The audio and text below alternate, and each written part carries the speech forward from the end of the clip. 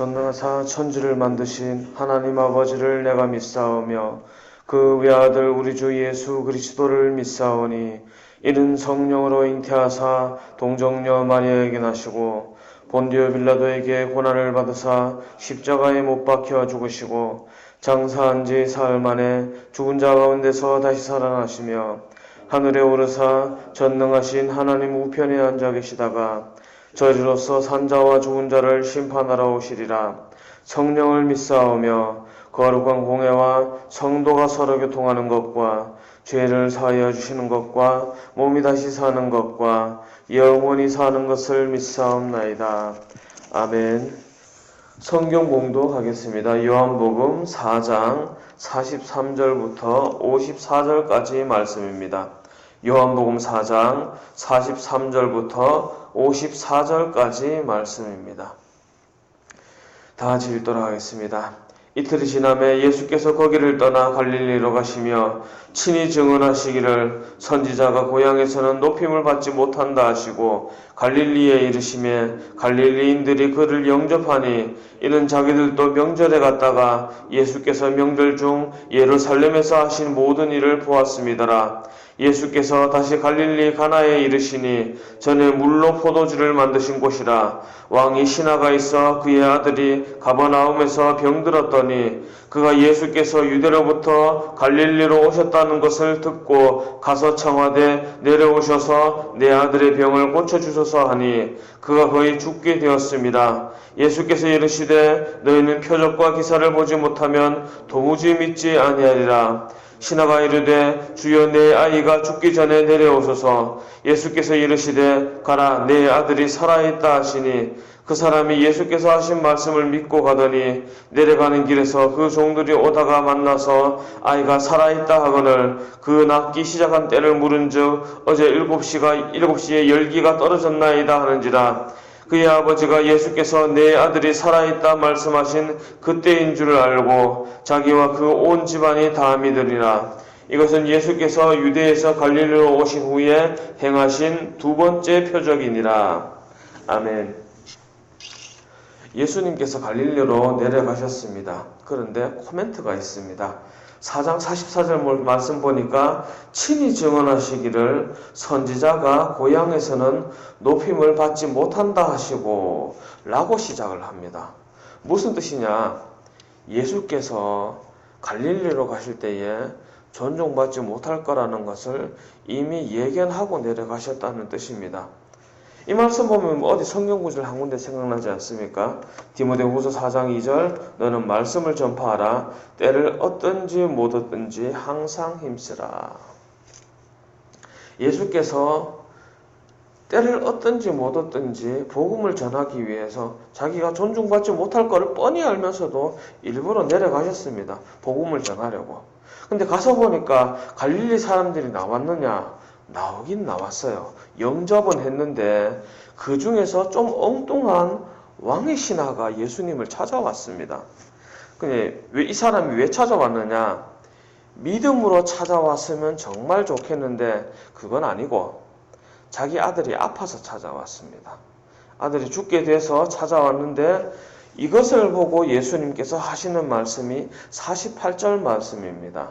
예수께서 이르시되 너희는 표적과 기사를 보지 못하면 도무지 믿지 아니하리라. 무슨 뜻이겠습니까? 이미 말씀은 충분히 줬어요. 굳이 예수님께서 전하신 말씀을 제외하고라도 구약 성경 말씀만 가지고도 예수께서 전하시는 말씀이 복음이고 하나님의 말씀이라는 것을 충분히 알아들을 만큼 구약 성경을 통해서 많은 말씀을 여러 선지자를 통해서 충분히 주셨어요. 이 정도 말씀이면은 그리고 유대인들은 어려서부터 어머니 무릎 위에서 말씀을 배워요.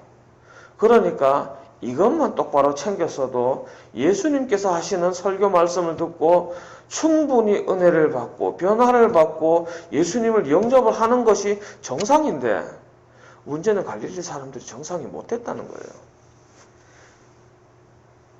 정말 안타까운 일인데 그 상황에서 예수께서 하시는 말씀이 너희는 표적과 기사를 보지 못하면 도무지 믿지 아니하리라. 이스라엘 역사 가운데 표적과 기사가 제일 많이 일어날 때가 언제였습니까? 출애굽 때였습니다. 모세가 이스라엘 백성을 끌고 나올 때에 이 백성들이 하나님을 도무지 몰라요. 오죽했으면 10계명 돌판받으러 올라간 사이에 그 안에서 금송아지 만들고 춤추고 놀았겠습니까?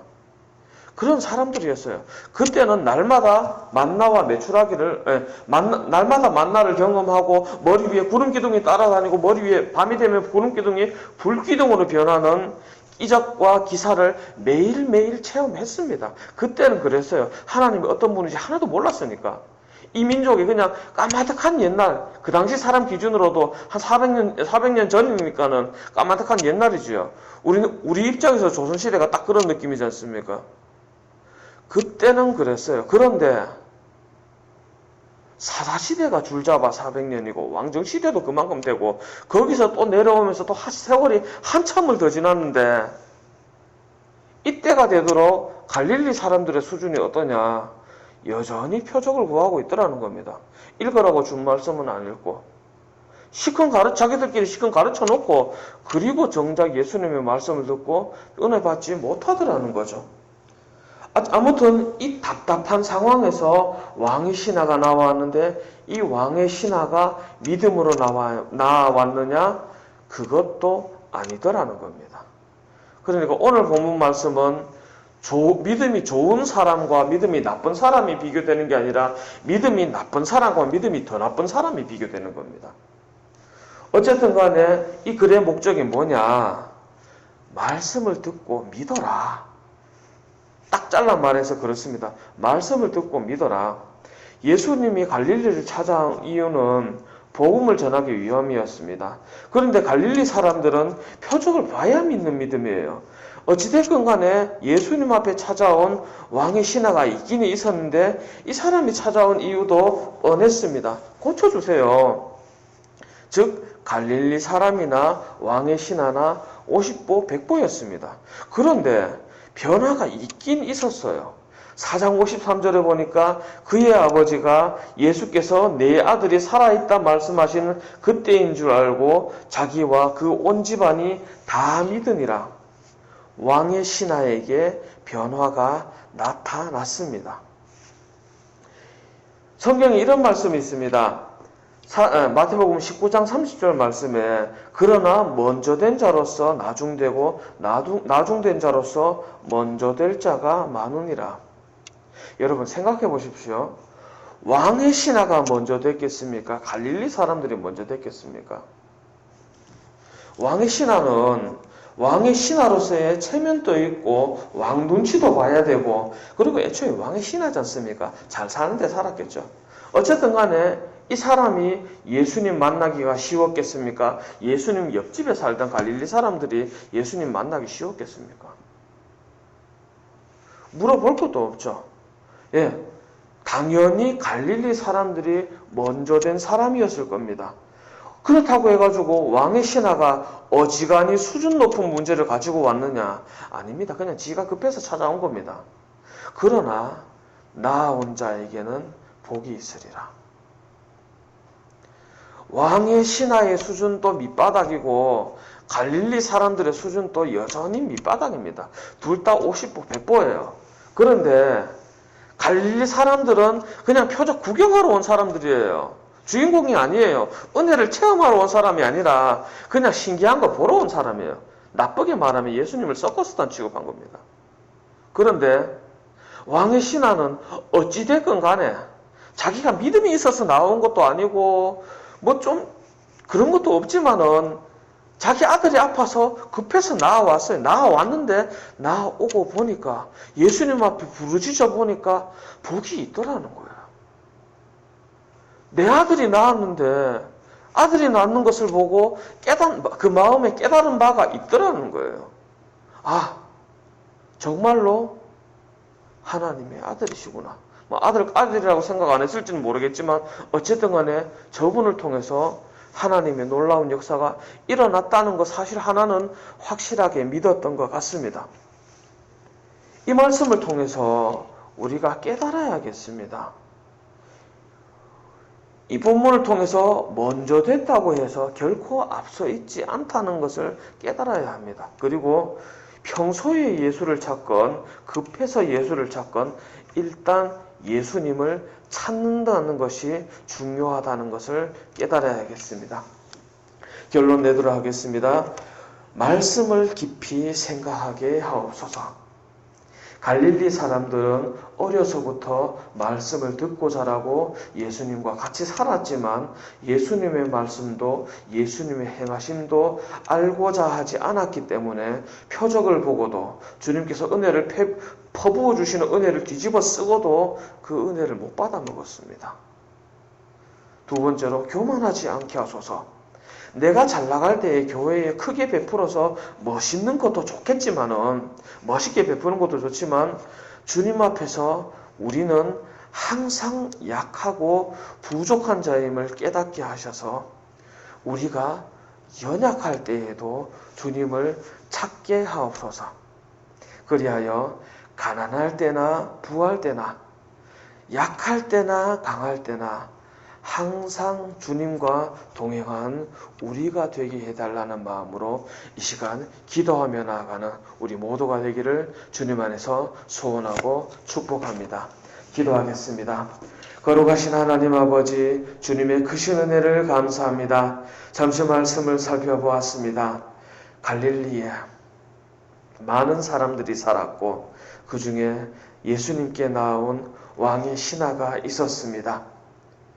전부 다 믿음 없는 사람이었고 다 연약한 사람들이었습니다. 평소에 믿음 생활 잘하다가 나온 것도 아니고 그냥 구차한 모습으로 나왔습니다. 주님께서 그들의 믿음을 아시고 한탄까지 하셨습니다. 그러나 주님께서는 사랑이 많으셔서 그 모든 부족함에도 불구하고 그 나아온 자에게 복 주심을 우리가 알았습니다. 돌이켜보건대 우리의 모습도 별로 나은 게 없습니다.